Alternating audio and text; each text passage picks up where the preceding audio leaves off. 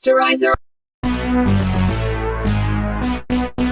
Sanibona igama le-movie yethu yango-2025 i-What We Hide. La esiqala khona ngey'ngane ey'mbili zamantombazane uSpider noJesse ababemile bebuka isidumbu sikama wabo oshonile ngenxa yoku-overdose iy'dakamizwa. Amantombazane abambisana ngesidumbu somzali wabo bayosifihla endlini yamathuluzi lapho abesifihle khona etrankini elikhulu. Omncane uJesse wavalelisa uma wakhe ngokumqabula before athathe inecklace eyayigqoke uma wakhe for ukuthi uzomkhumbula ngayo. Sebehleli uSpider watshela uJesse ukuthi bangatsheli muntu ngokushona kama wabo, ethi ngoba makungezwa abantu bazothathwa abasekhaya ley'ntandane bohlaliswe ey'ntandaneni ngokuhlukana ngoba bengalingani. uSpider etshela usisi wakhe omncane ukuthi ngamane ngife kunokuthi ngihlukaniswe nawe. Kwathi later besadla amantombazane kwakhala iselfoni kama wabo. uSpider wabona ukuthi umuntu ofonela leyo phone kwakuReese akangayiphenduli. Amantombazane selungisela ukuya esikoleni uSpider wabona ukuthi usisi wakhe omncane uJesse ugqoke le necklace kama wabo. Wathi akayikhumule ngoba abantu bazosola izinto ey'ningi, wahamba wayikhumula uJesse. Sebefika esikoleni uSpider waphinde wakhumbuza uJesse usisi wakhe omncane ukuthi akhumbule ukuthi akatsheli muntu ngemfihlo yabo yokushona kama wabo. Wavuma uJesse ukuthi ngeke atshele muntu, kodwa yena uSpider wehlule kokugcina imfihlo ngoba watshela ubest friend wakhe uAlexis. Kwamthusa uAlexis ukuzwa lokho, kodwa watshela uSpider ukuthi abantu bazonothisa uma bengasamboni uma kaSpider. Kodwa uSpider watshela uAlexis ukuthi vele uma wakhe beseney'nyanga ey'ningi engasahlali kuVranda. Ebuya esikoleni uJesse wehliswa imoto kagogo kamngani wakhe, lokho kwacasula kakhulu uSpider. uSpider wathethisa uJesse ukuthi uvumeleni ukugibela leya moto ngoba laba bantu bebengangena la ngaphakathi bathole iqiniso. Ntambama uSpider evula ikhabethe for ukwenza ukudla, wabona ukuthi ukudla kuyabaphelela. Badla lokho okuncane kwakukhona, kodwa uSpider watshela uJesse ukuthi angakhathazeki ngoba bazongenelwa imali ye-welfare ey'nsukwini eziwu-6 eyizayo. Bezwa kuma imoto ngaphandle, waphuma uSpider wathola ukuthi boyfriend kama wakhe uReese lo kade efonile bamziba. uReese etshela uSpider ukuthi ufuna uma wakhe. uSpider watshela uReese ukuthi usene-hour ehambile uma wakhe nomunye umuntu wesifazane ngemoto. Wacasa ukuReese eseyongena emotweni etshela uSpider ukuthi ungakhohlwa ukutshela uma wakhe ukuthi angifonele kubalulekile. Lokho kwaphatha kabi amantombazane ukuthi uReese uzolokhu ebuye ephindelela. Later uSpider wafica uJesse ekhala eduze kwetrunk elinesidumbu sikama wakhe. uSpider wathulisa uJesse wamtshela ukuthi uReese vele into anendaba naye ama-drugs uzovele abone ukuthi uma wabo akasamnakile adlulele phambili. Zahamba iy'nsuku amantombazane angenelwa imali ye-welfare ekhadini lama wabo. Esitolo bathenga inqwaba yoswidi nama-chips. Bahlala ngaphandle emva kwesitolo badla, ngesikhathi kufika ukhesha wasesitolo uCody yebashutha ngekhamera. Wasukuma uSpider wayicasa ukulethethisa uCody ukuthi bashuthelane, esethi uyodelete iy'thombe kuleyo khamera wabona ukuthi akuyona i-digital camera. Waxolisa uCody wahamba nekhamera yakhe ngoba i-break yakhe yasiphelile. Sebesekhaya uJesse wabuza kuSpider ukuthi bathola malini yase-welfare ngenyanga. uSpider watshela uJesse ukuthi bathola $600 for bona bonke. Ngakusasa ekuseni kwaphinde kwakhala ifoni kama wabo ngesikhathi uSpider engayiphenduli futhi eyiziba. Khona lapho kwangena i-voicemail eqhamuka kuPaula osebenza kwezenhlalakahle ngesikhathi eyitshela ukuthi uthethisa uma uSpider ethi ngiyeza lapha emzini wakho ngizobheka ukuthi iy'ngane zakho uyiphethe kahle yini nokuthi uyithengelile ukudla ngale mali yase-welfare uthenga ama-drugs njengoba usuziba nefoni. Ethuka amantombazane ukuze ukuthi uPaula uza la baklina umuzi kama wabo. Ngesikhathi besaklina beqoqa bathole isitifiketi sokufundisa sikama wabo. Etshela uJesse ukuthi akukholakala ukuthi uma wabo wakwaba uthisha ukuba akadlalanga ama-drugs aze agcine embulele. uSpider bavumelana noJesse ukuthi bazotshela uPaula wakwezenhlalakahle ukuthi uma wabo uye kwi-job interview ebhenki. uJesse wabuza kuSpider ukuthi kanjani ngoba imoto kama wabo ila ngaphandle. Aphuthuma lapho amantombazane ukuyosusa imoto phambi kwendlu, kodwa enye inkinga kwakuthi uSpider akakwazi ukudrive. uJesse wakhumbuza uSpider ukuthi uyacabanga ukuthi u-R ureverse, u-D udrive. Nangempela uSpider wayisusa kanjalo imoto yahamba. Emva kwesikhathi wafika uPaula ngesikhathi uSpider emtshela ukuthi uma wabo ubizelwe kwenye job interview esebhenki. Baqhubeka nokuncoma uma wabo ukuthi ubaphethe kahle, uyabanakekela futhi uyabathengela nokudla. uPaula wabavulisa amafriji namakhabethe nokuyila abona khona kugcwele ukudla. Wathi usemuvela nasemakamereni wafica ukuthi yonke indlu iclean. uPaula wavalelisa amantombazaneni wawatshela ukuthi nitshela uma wani ukuthi angifonele kade ngifikile. Esehamba uPaula uJesse watshela usisi wakhe ukuthi kungenzeka abuye. Wathi uSpider khululeka, banama-case workers amaningi kakhulu, next time ngingabuyiswa sekuwomunye kungaseyona uPaula. Kwenye indawo sibone elinye iphoyisa igama lalo uBen owayebizelwe kwesinye isigameko se-accident lapho iy'thandane ezayidakwa ama-drugs seyilele emotweni. Okwathusa iphoyisa uBen ukuthi lezi y'dakwa zayihamba ney'ngane ey'ncane ngenhlanhla ezasinda iy'ngane. Ntambama iphoyisa uBen esebuyela kwakhe wafica ingane yakhe uAlexis ivakashele umngani wayo uSpider. uSpider wagcina edle idina nalowo mndeni ebatshela ukuthi mayise ekhaya uzogibela ibhasi ngoba uma wabo ubhizi. Iphoyisa uBen wamtshela ukuthi ngeke aze akwazi umvumela ahambe ngebhasi, uzomhambisa ngemoto yakhe ngoba akukho safe for ingane zamantombazane ebusuku. Lamhambisa iphoyisa uSpider kubo limtshela ukuthi mina noma wakho sasifunda ndawonye. UBen esefuna ukuyobingelela uma kaSpider. uSpider watshela iphoyisa uBen ukuthi uma wakhe ngendlela bengafuni ngayo namhlanje ukuphazamiseka ngoba uprepare i-interview yakusasa. Wathi uthi akafune ivakasho ucela ukuthi abuye ambone uma wakhe. Wathi sengene ngaphakathi uSpider uJesse omncane wamthethisa ethi ubungithethisela ukuthi ngilethe ugogo kamngani wami ethi kodwa wena uyakwazi ukulethwa imoto yephoyisa ekhaya. Sebelela uSpider waxolisa kusisi wakhe omncane uJesse ukuthi ulethwe iphoyisa. Lokho kwamthusa kwaphinde kwamhlekisa uJesse ukuze usisi wakhe exolisa into angajwayele ukuyenza. Khona lapho wabuye waphatheka kabi uJesse ngesikhathi ebuza kusisi wakhe omdala ukuthi bazophila kanjena kuze kube nini. Ngakusasa uSpider ukubuza ngama-price amathikithi ebhasi i-receptionist yambuza ukuthi uneminyaka emingaki. Washo kancane ngamahloni uSpider ukuthi una 15. I-receptionist yatshela uSpider ukuthi akakhulume uma isenkingeni ngoba iyambona ukuthi uzama ukubaleka. Ethi kuyingozi la ngaphandle for ontanga bakho. Ethi ngakufonela labo usizo uma ulidinga. Wacasuka uSpider waphuma esegijima. Later wabuyela esupermarket la afika wadayiselwa uCody futhi. uCody wanika uSpider lesithombe ayebashuthe noJesse. Wam-invite ukuthi ucela bake baspend isikhathi ndawonye. Amfundisana nokushutha izithombe ngecamera bendawonye kodwa uSpider wanqaba. Ebusuku uJesse wasithola lesithombe bebesishuthe uCody. Wahleka uJesse ebuza kuSpider ukuthi bayathandana noCody. Wathi uSpider cha sithandani futhi uze wangi-invite ukuthi ufuna sispend isikhathi ndawonye kodwa nginqabile ngoba angifuni umuntu ozoba close ozogcina sazi imfihlo zethu la ekhaya. uJesse watshela uSpider usisi wakhe omdala ukuthi akamnika ithuba uCody. Ethi ayikho into e-wrong ngokwenza into ezokunika injabulo empilweni. Ngakusasa uSpider wasimukela isicelo sikaCody wavuma bazula ngesithuthuthu bobabili. Sebesendleleni uCody wadlula kwenye indoda kwakuthiwa uDennis afika inikeze ezinye izithombe. Sebesuka lapho badlulela kwelinye ihlathi la uCody ayifundisa khona uSpider ukuthi isetshenziswa kanjani icamera uma ushutha izithombe. Kubo kwaSpider lafika iphoyisa uBen ngesikhathi ezocheck uma kaSpider. Kodwa kekho waphendula ngesikhathi enokha futhi kwakhiyo emnyango. uBen waphinde wadidiswa ukubona imoto kaSpider phansi kwesihlahla. Waphinde wamangazwa ukubona enye indlu endala kwakuyamathuluzi. Kodwa wathi uBen secabanga ukuya khona wabiza eredweni kwi-dispatch for emergency yase-police station. uCody wavakashisa uSpider kwenye dark room yakhe la aklinela khona izithombe zakhe. La uSpider wabuza khona uCody about le ndoda abasuka kuyona ekuthiwa uDennis. uCody wachazela uSpider ukuthi uDennis bekuyindoda ebidayisa ama-drugs kodwa wathi eseshonela unkosikazi wakhe abe-welfare bathatha iy'ngane zakhe. Ethi manje uDennis useyishayela umsebenzi woclean wokudizayina iy'thombe. Sebebuya uSpider watshela uCody ukuthi angamhlisi eduze kwakuba amhlisele kude. Ethi uSpider ngoba uma wakhe uyathetha akafuna ukumbona ehamba nabafana. uCody wanika uSpider enye i-digital camera emtshela ukuthi uzopractice ngayo ukushutha. Wajabula wabonga uSpider wahamba. Ngokuqhubeka nokuhamba kwey'nsuku amantombazane ayeseyiphilela impilo yabo ngendlela ejwayelekile. Bezama ukuyigcina bejabulile phezu kosizo ababebhekene nalo. Ngelinye ilanga amantombazane ey'dlela e-restaurant kwafika i-boyfriend kamawabo uReese. Ethethe etshela uSpider ukuthi wena uma wakho namanje akangifoneli. uSpider watshela uReese ukuthi uma ukuthi usewayekile ama-drugs so akasafuna into ezomhlanganisa nawe ngoba engakuphenduli. uReese watshela uSpider ukuthi utshele lowo uma wakho ukuthi angashayi ulesihlanu angangikhokheleli u$300 angikweleta wona. Amantombazane ahambe sephatheke kabi kakhulu ukuthi bazowuthatha lo $300 wokukhokhela lo Reese. Ingakho uSpider ngakusasa wavuka waye pawn shop eyodayisa le camera kade yinikezwe uCody. Kodwa umuntu wase pawn shop wathi angamkhokhela u$50.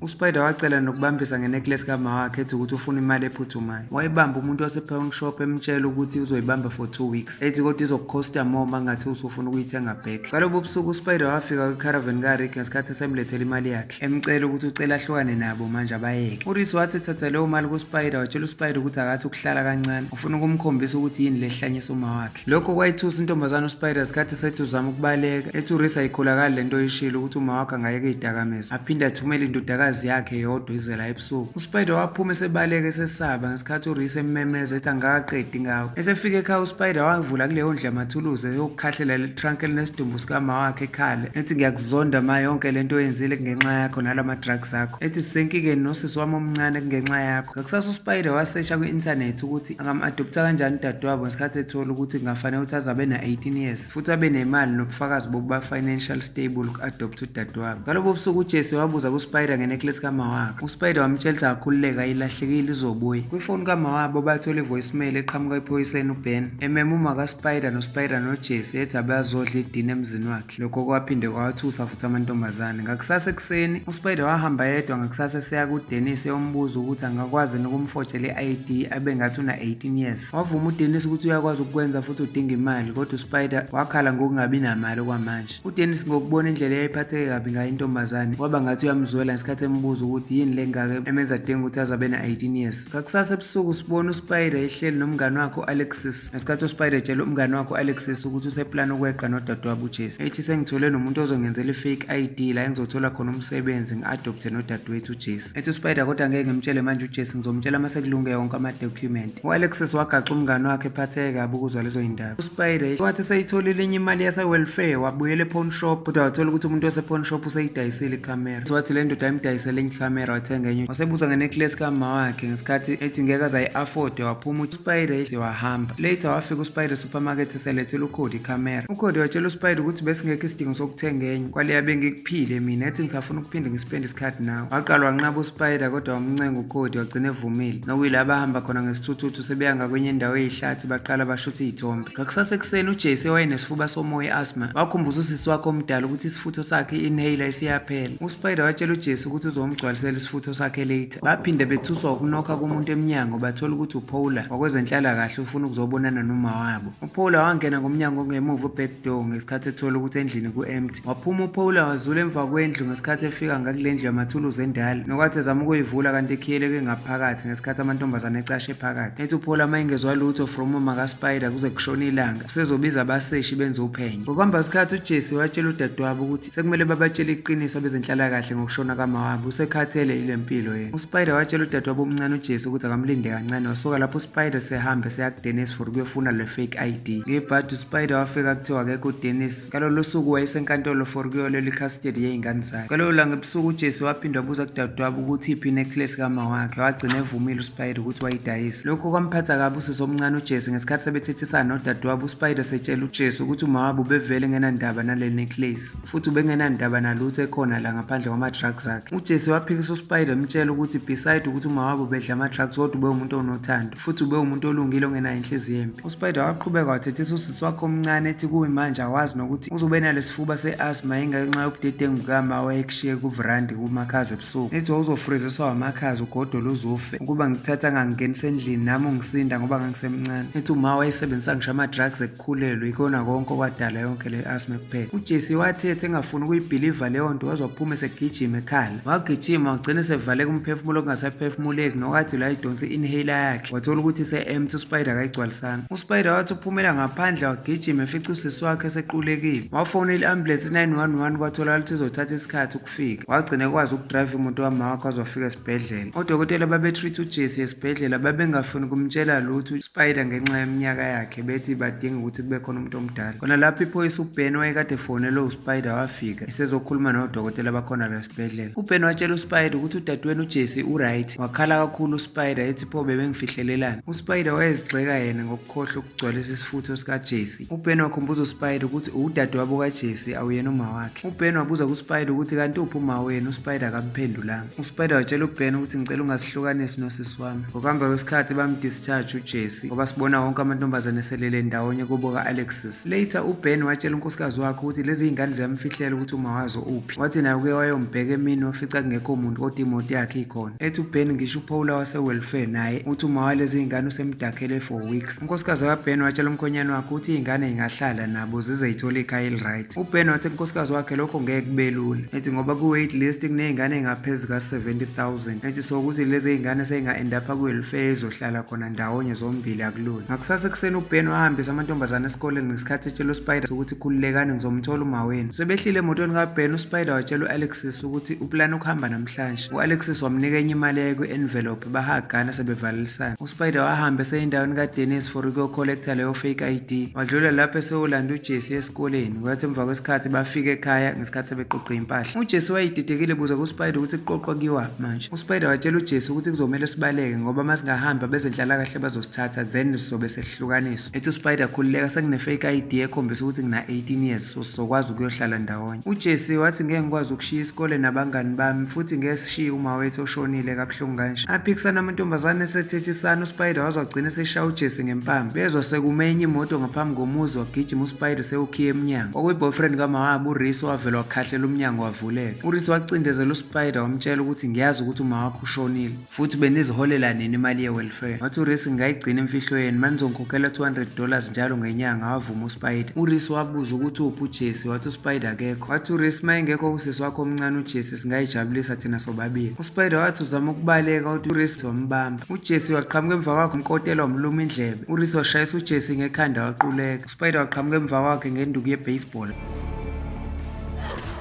Emva kwesikhashana waphaphama uJesse esegona udadewabo ngesikhathi ethi uSpider akhululeka asekho urisk. uJesse still watshela uSpider ukuthi mina ngifuna ukuhamba, wathi uSpider ngiya-understanda futhi ngiyaxolisa. Nokuyilapho esibona khona ukuthi amantombazane agcine likhulumile iqiniso nama-authorities afika ukuzolanda isidumbu. uSpider ibuza kuBen ukuthi lento ayenzile ibi-wrong yini, wathi uBen cha ibingekho wrong ngoba obukwenza wena kube ukuhlanganisa umndeni. Ethi uBen ayikho into e-wrong ngokuhlanganisa umndeni. Zahamba iy'nsuku kwangcwatshwa uma wamantombazane njengoba sowabona ebeka iy'mbali phezu kwebhokisi. Later emva komngcwabo siyambona uCody owayezoduduza uSpider emva komngcwabo ngesikhathi emnikeza inecklace kama wakhe akwazile ukuyikhokhela e-pawn shop. Eyivula phakathi uSpider ifica isithombe sakhe noJesse besayiy'ngane. Njengoba sembona eseyigqoka uSpider ekhombisa ukuthi uyamxolela uma wakhe ngamaphutha ney'nkinga abafake kuzona esaphila ngenxa yey'dakamizwa.